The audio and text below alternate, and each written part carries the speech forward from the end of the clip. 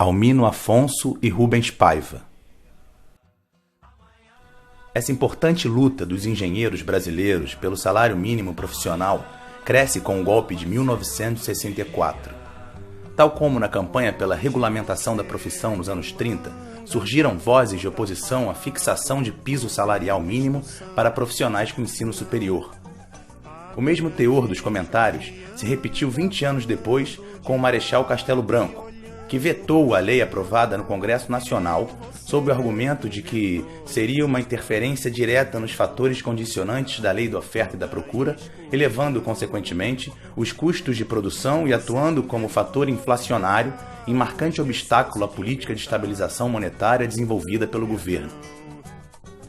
A pressão da categoria sobre o Congresso Nacional fez com que o Senado derrubasse, em plena ditadura, o veto presidencial e, no dia 13 de maio de 1966, foi aprovada a Lei 4.950-A/66. O autor do projeto de lei original foi o então deputado trabalhista pelo estado do Amazonas, Almino Afonso, que durante o governo de João Goulart ocupou o Ministério do Trabalho. Almino Afonso apoiou de uma forma explícita as mobilizações de diversos sindicatos, favorecendo a conquista de vários direitos sociais nesse período, como as férias de 30 dias, o salário família e o 13º salário. Para formular a lei do salário mínimo profissional, contou com o estímulo e a participação decisiva do engenheiro e deputado federal, seu companheiro no parlamento, Rubens Paiva. Eu ouso dizer que o Rubens, na minha vida, é como de um irmão. Portanto, o depoimento que eu vou dar a vocês é da alma. Da alma. Mas a sua pergunta me leva ao primeiro instante de um conhecimento na vida com ele. Foi um momento estudantil. Exatamente no Congresso da União Estadual dos Estudantes de São Paulo, realizado, por coincidência, no Mackenzie, onde ele era estudante de engenharia. Eu representava a Faculdade de Direito, como outros mais colegas. E ele representava o Mackenzie, do qual, por sinal, ele era presidente do Centro Acadêmico Horácio Lene. Ali foi, nesse primeiro congresso, um instante já significativo, porque o país vivia, naquela época, já um debate muito aceso sobre a questão do petróleo. Sobretudo, tendo em vista a tese fundamental, que para nós era a correta, e eu continuo achando que era, a do monopólio estatal. Quer dizer, explorar o petróleo por via do Estado. Depois da nossa volta do exílio, né, o Gaspar virou deputado também. Aí, bom, então, se encontra em Brasília. aí nós estamos outra vez na mesma reta, já agora ao nível da Câmara. Ao nível da Câmara. Eu era líder da bancada. Mas logo em seguida, no começo do segundo mandato, portanto, 63, João Goulart me convida para ser ministro do Trabalho. Portanto, a primeira fase, os 6 meses do Rubens, eu estou distante. Ele está fazendo os seus passos na Câmara e eu estou enfrentando as minhas dificuldades no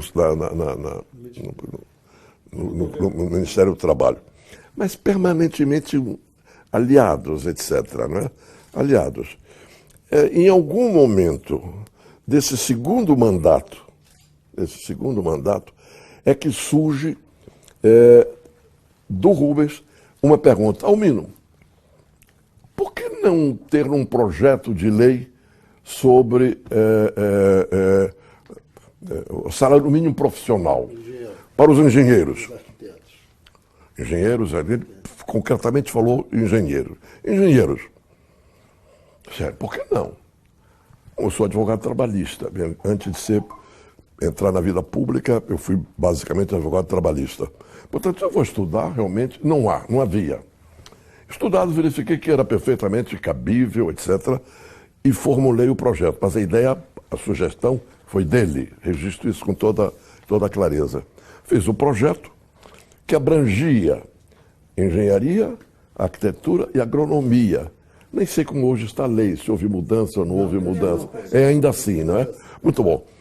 Foi uma batalha campal com muita dificuldade dos empresários com condições de relações no parlamento, bloquearam, tentaram impedir, etc. E por mera coincidência, eu me pergunto como acabou sendo aprovada já no período do senhor Castelo Branco, general Castelo Branco, já o primeiro presidente militar do regime militar. Veja a vida. Engenheiro, deputado federal, empresário bem-sucedido, Rubens Paiva esteve à frente de empresas de engenharia com sede no Rio e São Paulo, com obras de grande porte nos 2 estados e em Brasília. Sob sua responsabilidade técnica, foram construídas pontes metálicas ferroviárias Brasil afora. É referência nacional a construção de casas populares no bairro da Pavuna, Rio de Janeiro, em um conjunto habitacional que hoje leva o seu nome, assim como a estação de metrô mais próxima. Rubens não viu os trabalhadores entrarem nas casas que construiu com o orgulho de quem tem a consciência do legado que deixava. Defensor ardoroso da democracia e da soberania nacional, o engenheiro e deputado federal Rubens Paiva teve seus direitos políticos cassados em 1964. Preso em janeiro de 1971, foi assassinado e seu corpo jamais encontrado. Homenageado pelo Sindicato dos Engenheiros no estado do Rio de Janeiro, a Federação Interestadual do Sindicato dos Engenheiros e os sindicatos a ela afiliados, seu busto está hoje na Praça Lamartine Babo, Tijuca, Rio de Janeiro, em frente ao local onde foi brutalmente torturado e assassinado.